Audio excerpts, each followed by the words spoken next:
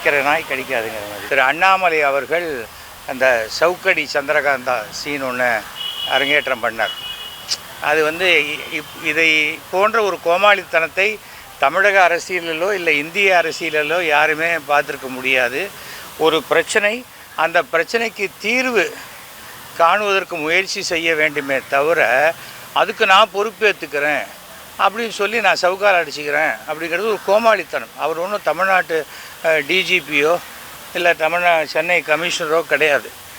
அவர் எதுக்கு அந்த பொறுப்பை ஏற்றுக்கணும்? ஒருவேளை அந்த குற்றவாளி அவருக்கு உறவா இல்லை அவருக்கு தெரிஞ்சவங்களா, இல்லை ஒருவேளை அவர் இந்த குற்றம் தண்டிக்கப்பட்டோடனே அவரை பிஜேபியில் எடுத்துக்கலாம். ஏன்னா ஏற்கனவே 261 கிரிமினல்ஸ் இருக்காங்க, சரி 262 சேர்த்துக்கலாம் அப்படின்னு இருக்கலாம். ஆனால் ஒரு விமர்சனம் என்பது யாருக்கும் உண்டான உரிமை. அது தடம் தாழ்ந்து விமர்சிக்காமல் எல்லாம் விமர்சிக்கலாம். இந்த சவுக்கடி தான் ஒரு தலைவருக்கு தகுதியான ஒரு இடம் என்றால் தமிழ்நாட்டில் நடிகர் MS பாஸ்கருக்கு தான் பாஜக தலைவர் பதவி கொடுக்கணும்னு நான் சொன்னேன். அவர் தான் நல்லா ஆடிக்கினே சவுக்கால் அடிச்சுக்கிறார் ஒரு படத்தில், ரொம்ப சிறப்பாக பண்ணியிருப்பார். இதை என்ன பண்ணிட்டாங்க, என்னுடைய செல் நம்பரை கொஞ்சம் அளவு கடந்த அண்ணாமலை அடிமை யாரோ 2-3 பேர் என்ன பண்ணிட்டாங்க, இதுதான் SV சேகர் நம்பர், அவரை கொஞ்சம் பக்குவமாக செஞ்சு விட்டுருங்க அப்படின்னு போடுறாங்க. அதாவது சோஷியல் மீடியா இருக்குது, என்ன வேணால் பேசலாம்ங்கிறத தாண்டி அடுத்தவருடைய தொலைபேசி எண்ணை அவர் அனுமதி இல்லாமல் போடுவது சட்டப்படி குற்றம். கொஞ்சம் ஆத்திரத்தில் புத்தி பேதலிக்கும் போது தவறுகள் நடப்பது சகஜமான ஒரு விஷயம். அதுக்கு பிறகு பார்த்தா எனக்கு சாதாரணமாக ஒரு நாளைக்கு 100-200 கால்ஸ் வரும். இதுக்கப்புறம் 1000, 2000, 3000ன்னு கால்ஸ் வருது, வாட்ஸ்அப்பில் வருது, இதில் வருது, வந்துக்கிட்டு இருக்கு. நமக்கு ரெகுலரான கால்ஸ் அட்டன் பண்ணவே முடியாத அளவுக்கு ஆயிடுச்சு. சரி, நான் என்ன பண்ணேன், நம்ம சிலதெல்லாம் மேனேஜ் பண்ணோம், இதெல்லாம் சகஜம். ஏன்னா நானே பொது வெளியில் என்னுடைய நம்பரை கொடுத்துருக்கேன். ஏன்னா யாருக்காவது ஏதாவது உதவி தேவைப்படணும். அன்றைக்கி ஒரு டைரக்டர் ஒருத்தருடைய ஹார்ட் அட்டாக் வந்துருச்சு. எனக்கு ஃபோன் பண்ணி அவங்க ஒய்ஃப் சொன்னாங்க. காலத்தில் 7 மணிக்கு சொன்னாங்க. 8:30 மணிக்குள்ளே அவரை ஓமந்தூராரில் அட்மிட் பண்ணி இமீடியட்டாக அவருக்கு ட்ரீட்மெண்ட் கொடுத்தோம். ஒரு கட்சியில் இப்படி சட்ட மீறல்களை நான் பண்ணுவேன், உன்னால் என்ன பண்ண முடியும் பார்க்கலான்னா அதுக்கு உண்டான பிரதிபலன்களையும் எதிர்பார்த்து அவங்க தான் செய்யணும். இல்லை அதை அதுக்கு உண்டான தண்டனை இருந்தால் அந்த தண்டனையை அனுபவிச்சு தான் ஆகணும். என்ன பண்ணினாலும் அண்ணாமலை சவுக்கால் அடிச்சிட்டாலும் தீ மிதித்தாலும் அவர் ஒன்றும் வெறும் அண்டர்வேரோட மாத்திரம் தமிழ்நாடு முழுக்க நான் சுற்றிட்டு வரேன்னு சொன்னால் கூட பிஜேபி தமிழ்நாட்டில் ஒரு சீட்டு கூட 2026 ஜெயிக்க வாய்ப்பே கிடையாது. 40க்கு 40 வரும்னு பேசினார். கடைசியில் 12 இடத்துல டெபாசிட்டு போச்சு. 40 சீட்டும் வாஷ் அவுட் ஆச்சு. வெறும் வாய் தான் வேலை செய்யும் அண்ணாமலைக்கு, செயல் ஒன்றுமே கிடையாது. இதில் பேசினாங்க, ஒருத்தர் கூட பாஜக நிர்வாகி என்கிட்ட பேசலை. ஏன் இப்படி? ஏன்னா அவங்க எல்லாருக்கும் தெரியும் இவ்வளோ அபத்தமாக பைத்தியக்காரத்தனமாக இருக்கக்கூடிய ஒரு முட்டாள் தலைவனை போய் போட்டிருக்காங்களே நம்ம கட்சியில் அப்படின்னு. நான் எல்லாத்தையுமே நான் பிஜேபியில் இல்லாவிட்டால் கூட இன்றைக்கும் நான் என்னுடைய கருத்துக்களை நேரடியாக நம்முடைய பாரத பிரதமர் அவருக்கு நான் அனுப்பிச்சி விட்றேன். அவ்வளோதான். தமிழ்நாடு நல்லா இருக்கணும். இது பாலிடிக்ஸ் பாலிடிக்ஸ் பண்ணுற இடமே இல்லை. அந்த ஒரு குற்றவாளி யாராக இருந்தாலும் அந்த குற்றவாளி தண்டிக்கப்பட வேண்டியவன். அதுவும் அந்த பெண்கள் விஷயத்தில் நடந்து கொள்ளக்கூடிய பாலியல் குற்றவாளிகள் மிக கடுமையாக தண்டிக்கப்பட வேண்டியது. எனக்கு அதில் மாற்று கருத்தே கிடையாது. இதெல்லாம் அந்த அரபு நாடுகளில் இருக்கிற மாதிரி பனிஷ்மெண்ட் கொடுக்கணும், அப்போ தான் அது சரியாக வரும். ஆனால் என்னென்னா எய்ட்ஸ் மாதிரி தான், இது எனக்கு வராது மற்றவங்களுக்கு வரும் அப்படின்னு நினச்சிக்கிட்டு இந்த தப்பு பண்ணுறது. அதுதான் ஒரு 20 வருஷம் முன்னாடி சென்னை கமிஷனர் சொன்னார், உங்கள் வீடெல்லாம் இருட்டாக வச்சுக்காதீங்க, வீட்டை சுற்றி விளக்கு இருக்கட்டும் அப்படின்னார். அன்றைக்கி நான் என் வீட்டை சுற்றி ஒரு 10 லைட் போட்டேன். நைட் டயத்தில் அந்த 10 லைட்ஸ் எரிஞ்சிக்கிட்டே தான். சிசிடிவி வைக்கணும், நாங்கள் சிசிடிவி வச்சோம். பாதுகாப்புங்கிறது நம்மளும் ஜாக்கிரதையாக இருக்கணும், அதுதான் முக்கியம். அதுதான் சொல்கிறேன், எந்த பெண்ணாக இருந்தாலும் அது யாராக இருந்தாலும் சரி, இந்த மாதிரி ஒரு சம்பவம் நடக்கிறதுக்கு நாம் ஆண்கள் தான் வைக்கப்படணும். அதுதான் உடனே இதை போலீஸ் பார்க்க மாட்டாங்களே. நமக்கு இருக்கிற போலீஸ் ஃபோர்ஸ்லேயும் பாக்கி இதுலேயும் சுய கட்டுப்பாடும் சுய ஒழுக்கமும் இருந்தால்தான் சமுதாயம் நன்றாக இருக்கும்.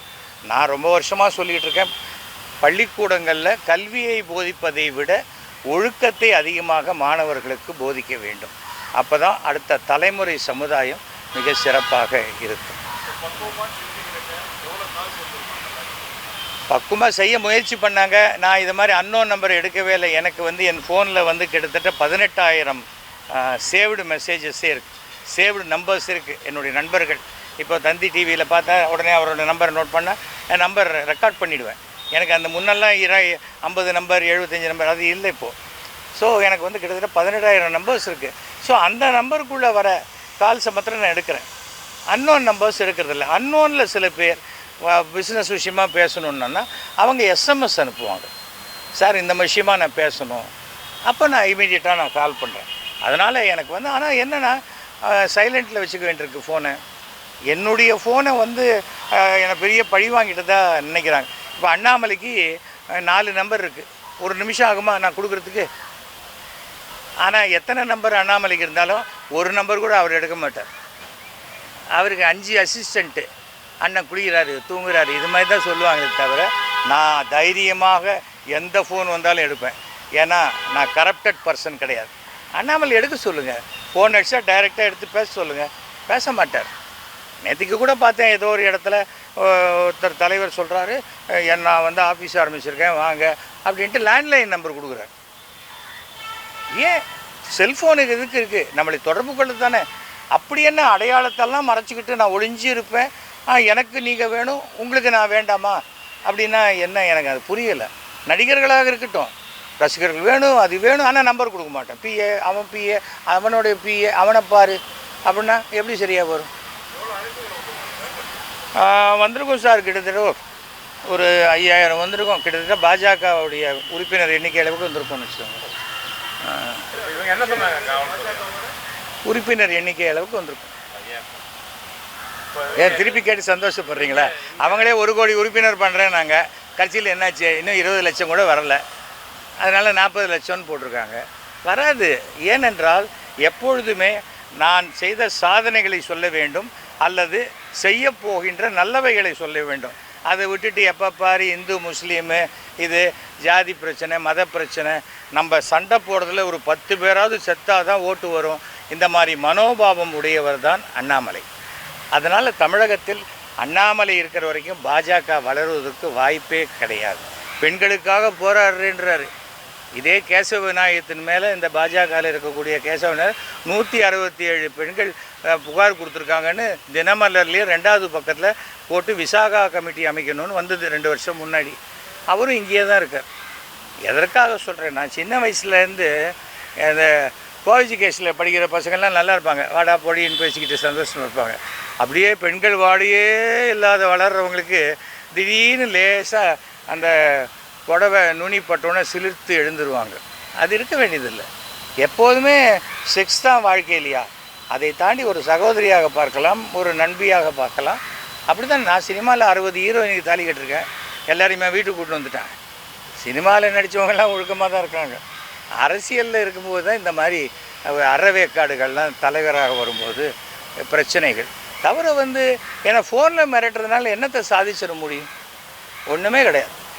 ஆனால் சட்ட ரீதியாக இது தவறு. அடுத்தவருடைய ஒரு ஃபோன் நம்பரை அவங்க அனுமதி இல்லாமல் போடுறது மிகப்பெரிய தவறு. அதில் 2 பேர், ஒருத்தர் ஃபேஸ்புக்கில் போட்டிருக்காரு, இன்னொருத்தர் வந்து ட்விட்டரில் போட்டிருக்காரு.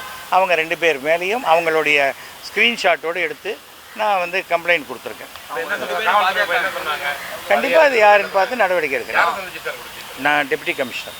அவங்க 2 பேரும் பாஜகவினர். ஒருத்தர் பாஜகவினர், இன்னொருத்தர் தெரியல சார், தெரியல. ஒருத்தர் போட்டிருக்காரு, பிரசாந்த் கிஷோர் மாதிரி 100 கோடி கொடுத்தா இவர் அரசியல் வியூகம் அமைச்சு கொடுப்பாராம். இந்த மாதிரி சொந்த காசில் சூன்யம் வச்சுக்க எந்த கட்சியாவது நினைச்சால் SV சேகரை அணுகவும். என்னுடைய ஃபோன் நம்பர் போட்டு மண்டை காலி சென்னை. அதாவது அவ்வளோ நகைச்சுவையாக சொல்கிறாரு. கேசவ விநாயகத்தின் மீது புகார்கள் வந்திருக்குன்னு சொல்கிறீங்க, கட்சி ரீதியாக நடவடிக்கை எடுத்தாங்களா? விசாரணை யார் மேலேயும் நடவடிக்கை எடுக்கல சார். டெல்லி தமிழ்நாட்டை பாதர் பண்ணவே இல்லை. எவ்வளோ கை கழுவி விட்ட ஒரு மாநிலமாகத்தான் நான் நினைக்கிறேன் தமிழகத்தை. இல்லை சார், நான் வந்து ஒரு தடவை மோடி அவர்களே ராத்திரி 11:45 மணிக்கு அவருக்கு ஒரு லெட்டர் கொடுக்குறேன் டெல்லியில். அப்படி அந்த பக்கமாக நிறுத்திட்டு அங்கே போய் ஆஃபீஸில் லெட்டர் கொடுத்துட்டு வரேன்.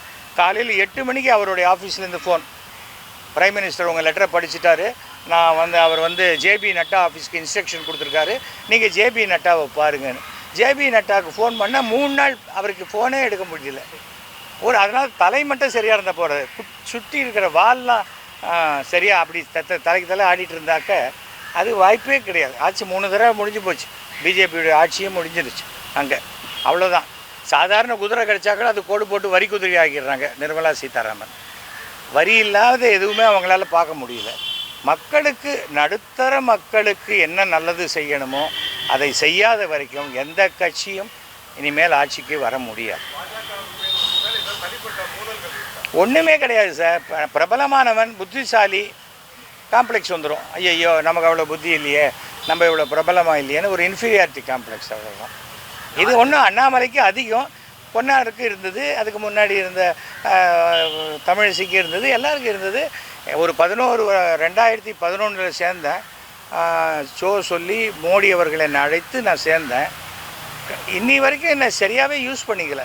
எலெக்ஷன் வரும்போது இவங்க சொல்லுவாங்க அவரை பயன்படுத்திடாதீங்க, ஏன்னா ஒரு 100 நோட்டு எக்ஸ்ட்ரா வந்துருச்சுன்னா என்ன பண்ணுறது? இல்லை சார், நான் வெளியில் வந்துட்டேன். ஒரு கட்சி என்பது என்ன, அது வளர்கிறதுக்கு யாராக இருந்தாலும் பயன்படுத்திக்கணும். ஒரு போருக்கு போகிற மாதிரி தான், நீ வாங்கணும். கூட இருக்கிறவங்க எல்லார் தலையும் வெட்டிக்கிட்டு தனியாக கத்தி எடுத்து போனால் நீ என் தலையை வெட்டி எப்படி கோயம்புத்தூரில் தோற்று போன மாதிரி தான்.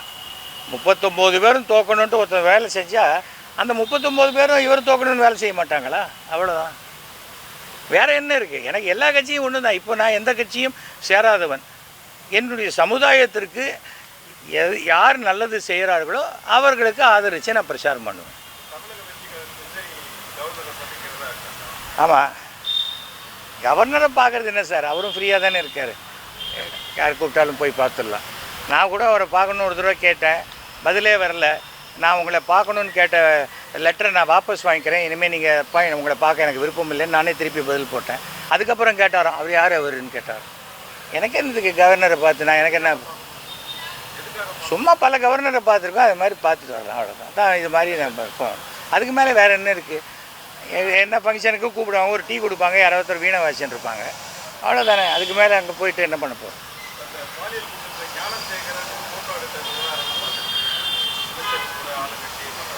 சார், யார் வேணால் யாரோட வேணால் ஃபோட்டோ எடுத்துக்கலாம் சார். ஆனால் இந்த மாதிரி சம்பந்தப்பட்ட பிறகு, அப்படிப்பட்டவன்னு தெரிஞ்ச பிறகு ஒருத்தன் ஃபோட்டோ எடுத்துக்கிட்டால் நீங்கள் அப்போ சொல்லலாமே தவிர, அதுக்கு முன்னாடி சொல்கிறதுல எனக்கு எந்த நியாயமும் இருக்கிறதா படலை. ஒரு கூட்டமாக இருக்குது, நானே ஒரு படத்துக்கு போகிறேன், 20 பேர் செல்ஃபி எடுத்துக்கலாம், அதில் ஒருத்தன் திருடனாக இருக்கான், அதுக்கு நான் எப்படி பொறுப்பாக இருக்க முடியும்?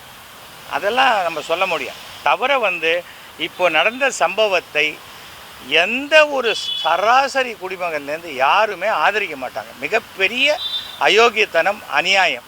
அது குற்றவாளிகள் தண்டிக்கப்படணும், அவ்வளோதான். அதை தாண்டி அதை அரசியலாக்கிட்டு போனால் அதனால் ஒரு ஓட்டு கூட கிடைக்காது. தவிர எப்போவுமே ஏன்பா இப்படி பண்ணிட்டேனா, அவன் பண்ணலையான்னா இது என்ன பதிலா?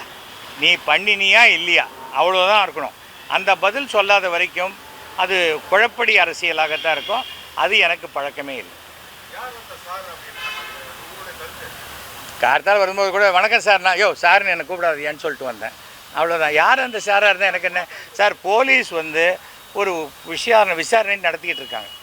அதுக்கு முதல்ல நடுவில் நம்ம ஏன் இன்வெஸ்டிகேட் பண்ணணும்? அவசியமே இல்லையே சார். எத்தனை கேஸ் ரெஜிஸ்டர் ஆகுது, எத்தனை கேஸ் நடந்துகிட்ருக்கு, எல்லாத்துலேயுமே நம்ம பூந்து யார் யார் என்னன்னு நம்ம கேட்குறோமா? இதே அரசியலாக்கணும் இல்லை பரபரப்பாக்கணும் அப்படிங்கிற எண்ணத்தில் வேணால் சொல்லலாமே ஒழிய, இது இன்னொருத்தருடைய அவருடைய கடமைகளை நம்ம இன்டர்ஃபியர் பண்ணுற மாதிரி தான் நான் நினைக்கிறேன். அதிமுக பண்ணதுக்கு அண்ணாமலை ஆதரிச்சிருக்காரு. அப்போ அதிமுகவும் அண்ணாமலைக்கிட்ட எந்த பவரும் கிடையாது சார். அண்ணாமலையே இன்னும் 1 மாதம் இங்கே அதிகமாக இருந்தால் ஜாஸ்தின்னு நான் நினைக்கிறேன். இல்லை விருப்பப்படுறேன்னு வச்சுக்கோங்க, எப்படி வேணால் இருக்கலாம். அவருக்கு இந்த ரெய்டு வந்துருச்சு, அவர் உறவுகாரங்களுக்கெல்லாம். அந்த ரெய்டை மறைக்கிறதுக்காக போட்டப்பட்ட நாடகம் தான். மாரிதாஸ் அவர்களுடைய இதை பார்த்திங்கன்னா தெரியும். சுமார் 60 கோடி ரூபாய் மதிப்புள்ள நிலத்தை 45 லட்சம் ரூபாய்க்கு வாங்கப்பட்டது. அப்புறம் செங்கல் சூளைன்னு சொல்லி அங்கே கிரானைட்டு தோண்டி எடுக்கிறாங்க. 240 கோடி ரூபாய் வரி ஏய்ப்புக்காக மாட்டியிருக்காங்க. அப்புறம் 10 கோடி ரூபாய் சீட்டு 10ஓ 20ஓ நடத்தியிருக்காங்க வெறும் வெள்ளை பேப்பரில் வச்சு. இந்த மாதிரி பல விஷயங்கள். இது எல்லாமே இங்கே திண்டுக்கல்லில் தெரியுதுன்னா டெல்லிக்கு தெரியாத இருக்குமா? பாஜக இன்னி வரைக்கும் சொல்கிறது என்ன, நாங்கள் நேர்மையான கட்சி, ஊழலற்ற கட்சி. அது அண்ணாமலையை வச்சுட்டு சொல்ல முடியுமா? ஒரு கவுன்சிலர் கூட ஆகாத ஒருத்தருக்கு இத்தனை பணம் வந்ததுக்குன்னா மாரிதாஸ் போட்டிருக்காரு. அதைத்தான் நான் படித்தேன். எனக்கு என்ன இருக்குது? அண்ணாமலை சம்பாதிக்கிறாரு, அண்ணாமலை மாட்டிக்கிறாரு, எனக்கு என்ன, எந்த விதத்துலேயும் இல்லை. அதுக்காக நான் என்ன சொல்ல வரேன், சரியான சாதாரணமாக எல்லாரும் சராசரிக்கும் கீழே இருக்கக்கூடிய அரசியல்வாதி பண்ணுற அரசியலை பண்ணினா தமிழ்நாட்டில் பாஜக வளராது. தமிழகம் தமிழகத்தையே ஒதுக்கிடுச்சு. ஆமாம், பாஜக தான் சார். பாஜக தமிழக பாஜகவை டெல்லி பாஜக டோட்டலாக ஒதுக்கிடுச்சு. அதுவும் இருக்குது தான் சார், அதுவும் இருக்குது சார். எப்போதுமே பார்த்தீங்கன்னா டெல்லியில் ரூலிங் பார்ட்டி அவங்களுக்கு ஆதரிச்சாக்க அவங்களுக்கு வேணுங்கிறத சலுகைகளை அதிகமாக பண்ணி கொடுப்பாங்க. ஆதரிக்கலைன்னா நான் இழுத்து பிடிக்கிறேன், அது பிடிக்கிறேன், சரியாக வராது, இது வராதும்பாங்க. இப்போ பீகாருக்கு வந்து இத்தனை ரூபா கொடுக்குறாங்கன்னா அதில் பாதி கூட தமிழ்நாட்டுக்கு கொடுக்குறதில்ல. அப்போது மாற்றாந்தாய் மனப்பான்மைன்னா அது மாற்றாந்தாய் மனப்பான்மை. நான் இப்போ அந்த அரசியல் பேச வரலை. ஏனென்றால் அது வந்து என்ன ஆகிடும், ஒரு கட்சியிலேருந்து வெளில வந்த உடனே அந்த கட்சியை பற்றி என்ன ஏடிஎம்கேலேருந்து வெளில அமிச்சாங்க. அதுக்கப்புறம் ஒரு வாரத்தை கூட நான் ஜெயலலிதா அவர்களை பற்றியோ ஏடிஎம்கே இருக்கிற வரைக்கும் நல்லது, வெளில அமிச்சாங்களா ரொம்ப நல்லது, அவ்வளோதான். அப்படி தான் நான் நினைப்பேன். ஆனால் என்ன, நானே வெளியில் வரத்துக்கு ஒரு சான்ஸ் கொடுத்தாங்க பிஜேபி. வழக்கமாக என்னை வெளில அனுப்புவாங்க எல்லா கட்சியிலையும். இந்த கட்சியில் ஒரு சான்ஸ் கொடுத்தாங்க. ஏன்னா இவர் 5 தடவை டெல்லி போய் என்னை எப்படியாவது எடுக்கணும் தலைகீழாக நின்று தண்ணி குடித்தார். உன் வேலையை நீ ஒழுங்காக பாருன்னு சொல்லி அனுப்பிச்சிட்டாங்க. என்னுடைய மெம்பர்ஷிப்பு அந்த டியூரேஷன் முடிஞ்சு போச்சு. மோடி அவர்களுக்கு ஒரு 8 பக்கம் லெட்டரை எழுதியிருக்கேன். பதில் வந்தால் ஓகே, கூடியில் விட்டால் கூடிய விரைவில் நான் மோடிக்கு என்ன லெட்டர் எழுதினோ அதை நான் பத்திரிகை வாயிலாக மக்களுக்கு சொல்லிவிடுவேன். இப்போ சார் என்ன இருக்குது, ஒரு வாரத்தில் சொல்லுவேன். ஆமாம் சார், நான் 300 கோடி ரூபா வேலை நடந்தது, ஒரு பைசா கூட கமிஷன் வாங்கலை. எனக்கு கொடுத்த ஃபண்டு முழுக்க நான் நிறைவேற்றினேன். எங்கள் வீட்டுக்கு பக்கத்தில் ஒரு ஷட்டில் கோர்ட்டு 3 கோர்ட்டு போட்டேன். இப்போ டெய்லி 400 குழந்தைகள் விளையாடி கொண்டிருக்கிறது. அது மாதிரி என்னென்ன உண்டோ மக்களுக்கு எது தேவையோ அதுதான் பண்ணேன். ஒரு பைசா நான் எங்கேயாவது கமிஷன் வாங்கினா யாரையாவது சொல்ல இல்லை. அதுதான் எனக்கு பெருமை, அது போதும். ஏன்னா கடவுள் நான் பண்ணுற தொழில் மூலமாகவே எனக்கு நல்ல வருமானத்தை கொடுத்துருக்கேன். அதுக்கு மேலே என்ன இருக்குது? நான் என்ன சொல்கிறேன், அரசியல் வந்து அயோக்கியர்கள் புகலிடம்னு வரக்கூடாது. அரசியலுக்குள்ளே வந்தால் சம்பாதிக்கணும் அப்படின்னு வரக்கூடாது. மக்களுக்கு நல்லது செய்யணும்னு வாங்க. வந்தால் அவங்க நல்ல பேர் எடுப்பாங்க. நல்லகண்ண ஐயாவை பார்த்துட்டு வந்தேன், நமஸ்காரம் பண்ணிட்டு வந்தேன். உங்களை போன்று தான் நானும் இருக்க முயற்சி பண்ணுறேன் சார், என்னை ஆசீர்வாதம் பண்ணுங்கன்னு சொல்லிவிட்டு அவருக்கு நமஸ்காரம் பண்ணிவிட்டு வந்தேன். அவ்வளோதான்.